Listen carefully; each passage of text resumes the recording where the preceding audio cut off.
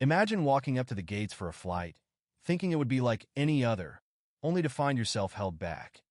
Not due to a mistake or a security problem, but because of how you look.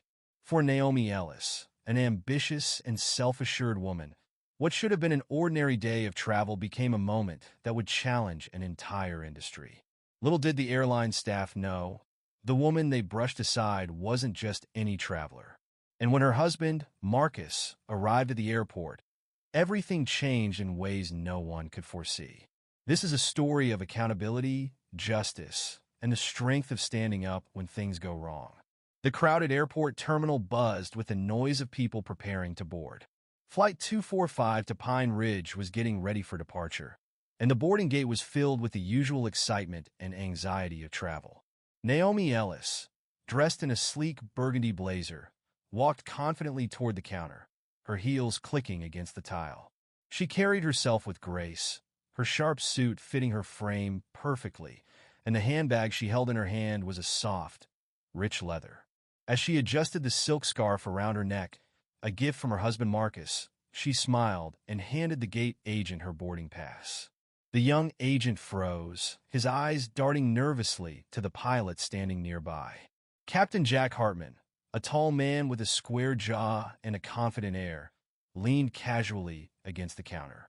His eyes narrowed as they lingered on Naomi. "First class?" the gate agent asked, his voice barely audible. "Yes," Naomi replied, her voice calm but assured.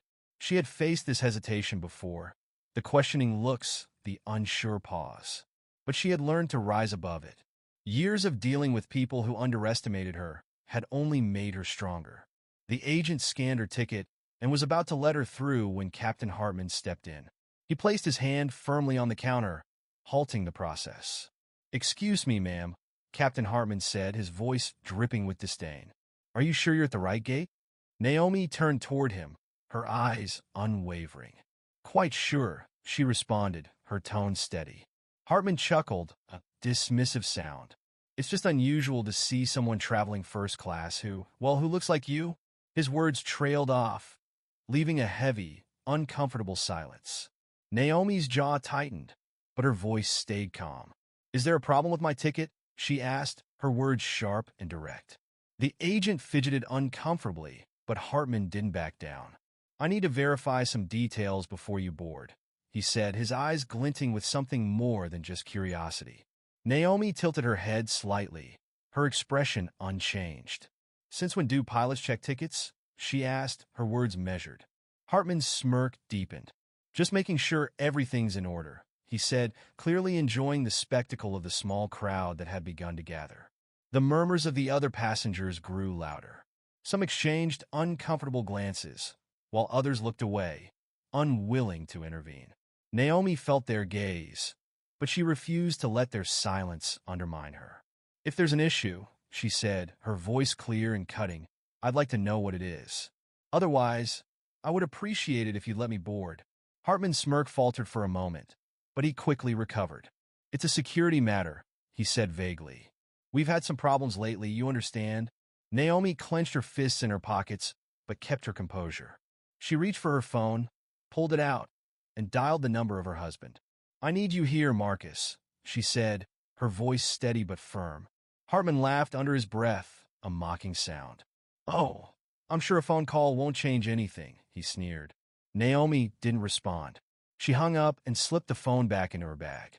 "I'll wait," she said, her voice calm as ever, her stance unbroken. The tension in the air grew thick as the minutes passed. Passengers exchanged whispers, intrigued by the unfolding drama. Naomi stood tall, her gaze fixed firmly on the entrance. Then Marcus Ellis arrived, tall, commanding, and dressed in a sharp black suit. Marcus cut through the crowd with ease. His presence was magnetic. There was no mistaking the power he exuded. His eyes locked onto Naomi immediately, noting the tension in her posture. Without saying a word, he moved toward her, and the surrounding passengers instinctively made way. His anger, though controlled, was evident. He had always protected Naomi, and this time was no different. "Naomi," he said softly, his voice like a rock in a storm. She nodded, her face showing a mixture of relief and resolve. "I knew you'd come," she whispered. Marcus turned his eyes toward Captain Hartman, who was still standing near the counter with a cocky grin, unaware of the storm he had just invited. But that was about to change. "Naomi's not boarding until I get an explanation," Marcus said, his tone smooth but firm. The gate agent, who had been nervously looking at Hartman for guidance, began to stutter. Hartman, still confident, stepped forward. "I'm just ensuring the safety of my passengers," he said, his voice smooth but tinged with arrogance. There were concerns raised about her. Marcus raised an eyebrow. "Concerns? She's got a valid ticket. What's the issue?" Hartman hesitated, then spoke defensively. "I have the authority to ensure safety. This is my flight." Marcus' voice dropped cold as ice. "And what exactly about my wife makes her a safety risk?" Hartman's confidence wavered, but he quickly recovered. "I'm not obligated to explain myself to you." Marcus took a step forward, towering over him. "You are now." The crowd held its breath. Hartman's smirk faltered, replaced by a defensive posture. "And who exactly are you to demand that?" Hartman sneered. Marcus' gaze was unflinching. "Marcus Ellis," he said, his voice calm but laced with authority. "Owner of this airline." The atmosphere shifted. Gasps rippled through the crowd, and the gate agent's face paled. Hartman's cocky grin disappeared, replaced by disbelief. Before Hartman could respond, Marcus continued, his voice slicing through the tension. "Your actions today have not only disrespected my wife, but they've also threatened the reputation of my company. I demand an explanation right now." Hartman's bravado crumbled. "I was just following protocol," he stammered. Marcus' words were sharp, like a whip.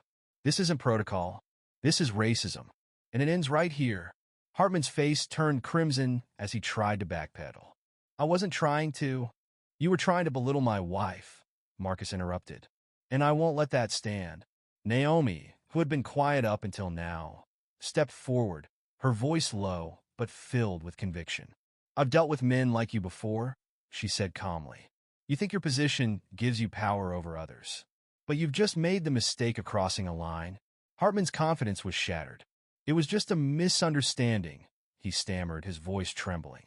Marcus' eyes turned to ice. "The only misunderstanding here is that you thought your behavior would go unchecked. Security will escort you off this flight. Consider this your last day on duty." The crowd gasped. Hartman stood frozen, his face red with rage and humiliation. "You can't be serious," he muttered under his breath. As Marcus Ellis stood there, his presence overwhelming the tension in the air, it was clear that the events of the day had irrevocably shifted the balance of power at that gate. Naomi's posture, once tense, now seemed to relax, as though the weight she'd carried was finally lifted. The power of standing up to injustice was not just about the words spoken, but the actions taken. And today, those actions had rippled outwards beyond the confines of that gate. The other passengers, once silent and uncertain, began to murmur amongst themselves. What had started as a quiet confrontation had transformed into something far larger, a lesson in dignity, authority, and respect. Naomi's refusal to shrink in the face of adversity had inspired others to examine their own reactions in moments of unfairness. In truth, her strength had become a beacon for anyone who had ever been overlooked or dismissed because of their appearance, background, or identity. Captain Hartman, now thoroughly humiliated, was escorted away by security, his authority shattered in an instant. His arrogance, once a shield that allowed him to trample over others, had crumbled under the weight of a single man's simple request for justice. It wasn't just Marcus' name that had changed the course of the situation.